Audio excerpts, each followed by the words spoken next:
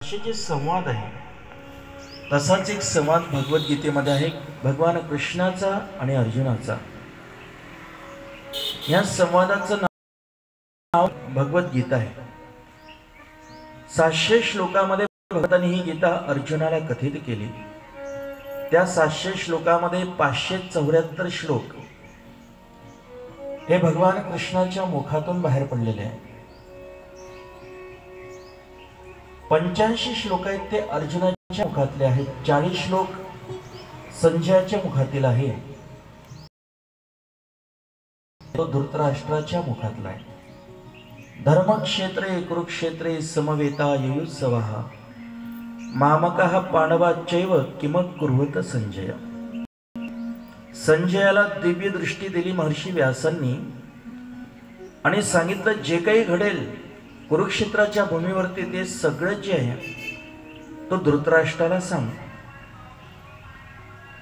म्हणून पहिल्यांदा धृतराष्ट्राने संजयाला प्रश्न विचारला। धृतराष्ट्र डोळ्यांनी आंधळा होता। वास्तविक देवाने त्याला दिव्य दृष्टी दिली असती, पण देवाने धृतराष्ट्राला दिव्य दृष्टी दिली नाही। का?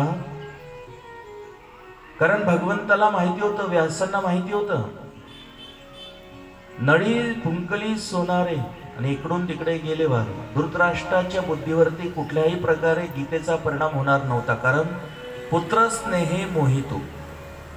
ज्ञानवारा वर्णन करतात की हा पुत्र स्नेहाने बुद्धिहीन झालेला पुरुष आहे। देवाने किती तत्वज्ञान याच्या पुढे आणि ओतलं असतं तर धृतराष्ट्राच्या बुद्धीत परिणाम झाला नसता।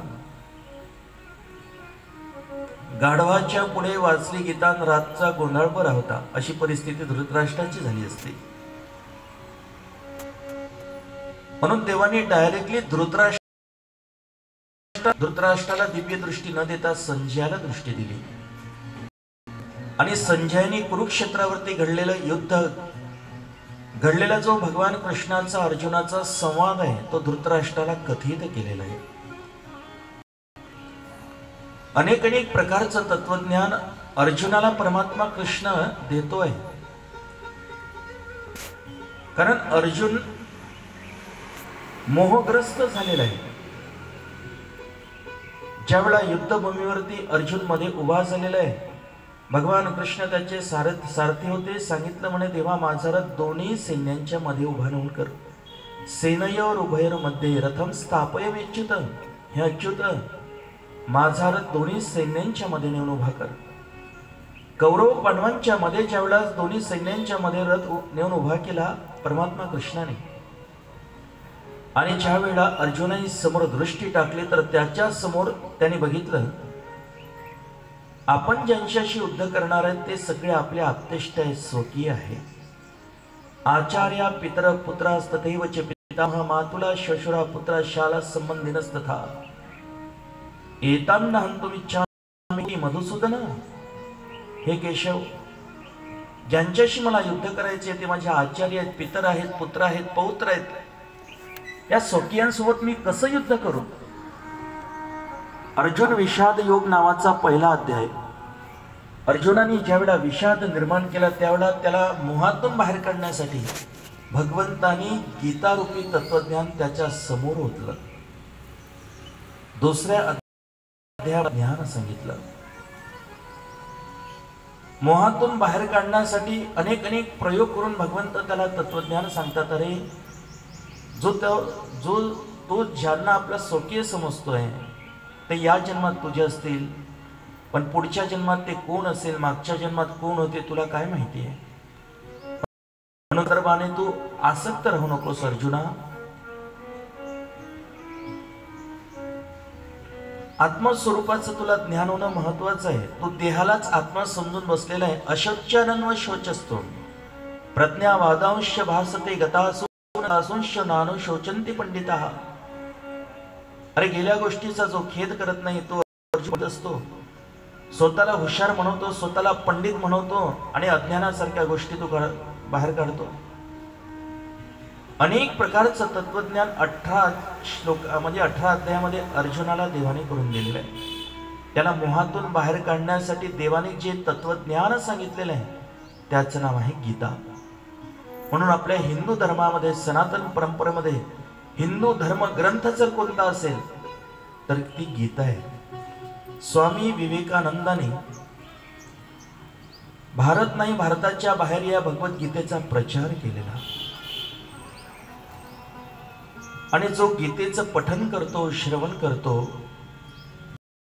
परमात्मा त्याच्यावरती कृपा करतात।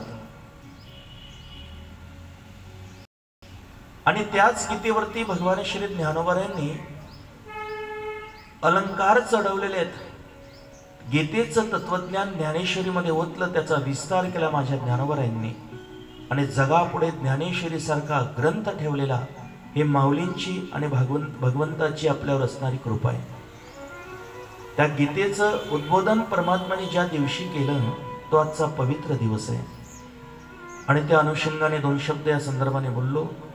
पुढे आपण कथेकरता या ठिकाणी प्रवृत्त होऊ। आणि असं जर उद्या आपल्या सर्वांना जर भगवती प्रवचन ऐकायचं आहे, त्यानिमित्तानं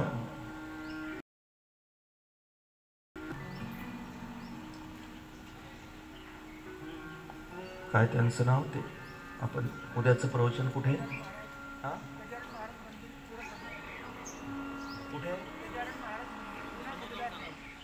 गजानन महाराज मंदिरामध्ये जुने सुभेदार लेआउट मध्ये उद्या 12 ते 2 या वेळेमध्ये भगवद्गीतेचं प्रवचन राहील। म्हणजे आपलं सत्र इथलं आटोपलं की तिथे 12 वाजता आपल्याला भगवद्गीतेवरती प्रवचन करायचं आहे। बसलेली सगळी मंडळी सर्वांच्या कानावर टाकून देतो, म्हणजे ती सगळी असो।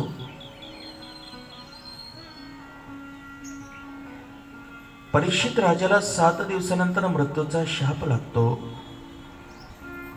शुकदेवांकडून परीक्षित श्रद्धायुक्त अंतकरणाने भागवत कथा श्रवण करतोय, आणि कालच्या सायंकालीन सत्रामध्ये आपण चिंतन करून आलेलो परमात्मा नारायणाने नृसिंह अवतार धारण करून प्रल्हादाचं रक्षण केलं, हिरण्यकश्यपूचं कल्याण केलेलं।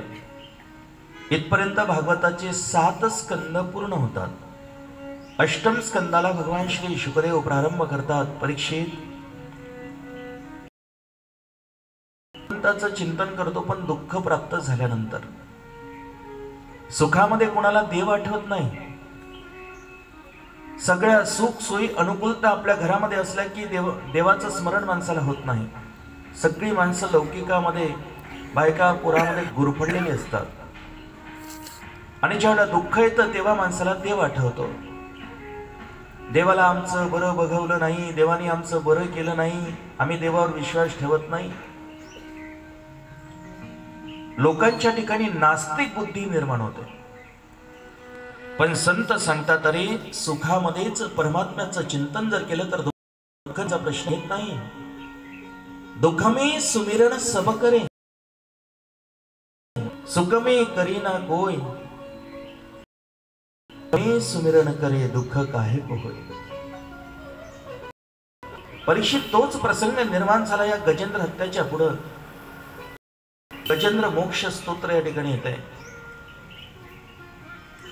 हा जो गजेंद्र हत्ती आहे त्रिकुट पर्वताच्या पायथ्याशी वास्तव्य करतो। एका सरोवरामध्ये त्यांनी पुत्र पत्न्यांना स्नान घालायला सुरुवात केली।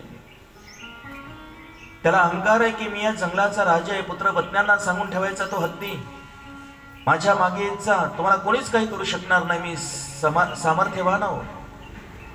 अहंकार त्याच्या मनामध्ये। एकदा काय झालं परीक्षित की त्या गजेंद्र हत्याचा पाय, आता मगराचं बळ पाण्यामध्ये जास्त असतं, सर्व सामर्थ्य पणाला लावलं, पण तो गजेंद्र मात्र आपला पाय त्या नकराच्या तावडीतून सोडू शकत नाही। पुत्र पत्न्यांना मदत मागितली, पण त्यांनी कुठपर्यंत मदत करावी। त्यांनी सांगितलं आम्ही जर तुमच्या नादी लागलो तर आमचे रामनाम सत्य होईल, आम्ही निघालो। आणि असंच आहे, पुत्र पत्नी सहोदर मायबाप गोताचा पसर। आपण ज्याला आपण आपलं म्हणतो त्या मंडळीचं परीक्षण होतं ज्यावेळेला तुम्ही एखाद्या वेळेला हॉस्पिटलमध्ये ऍडमिट असता, जे तुमच्यावरती प्रेम लावतात, जे तुम्हाला जिव्हाळ्यात दर्शवतात,